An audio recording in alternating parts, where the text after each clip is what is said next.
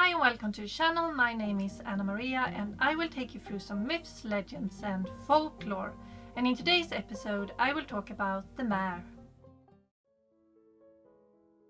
A mare is an entity that is clinging on to people's chest while they are asleep and giving them nightmares. In Swedish it's called mardröm, which can be translated as a mare dream, and in English it's nightmare. So it's the mare of the dreams or the mare of the night that is there to frighten you. Often this being is described as a woman, but could also be an animal, especially a cat. She was also seen riding horses through the night or riding a tree.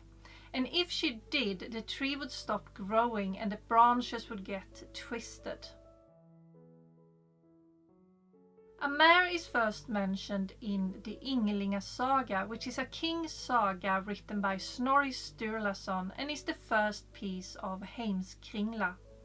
You can read about King Vanlandi Sveigesson of Uppsala that was killed by a mare.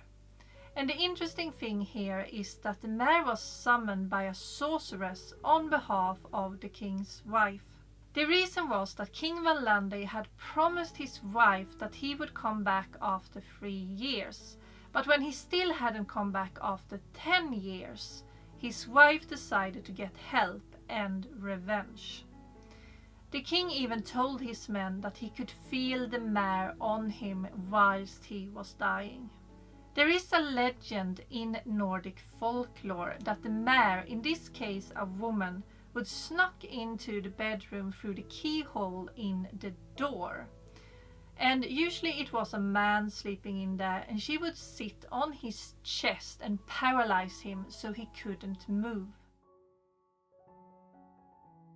There are references to a mare back to the medieval times, but it's hard to make a distinction between a mare, an elf or a druid. They are almost intertwining with each other.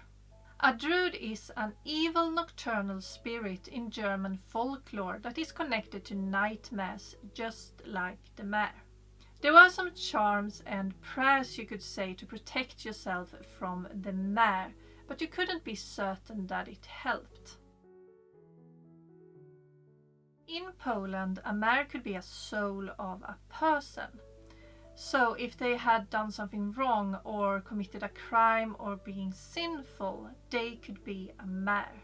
There was also a belief that a woman could turn into a mare if the one that she intended to marry married someone else. Here a mare could also turn into different animals, usually a cat or a frog.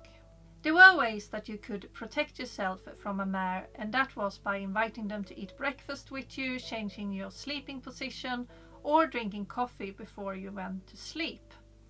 You could also protect your horses by giving them a red ribbon. In Croatia, the more common name is Mora, and that refers to a spirit from the ancient Slav mythology. This spirit was an evil but very beautiful woman that came to men in their sleep and killed them.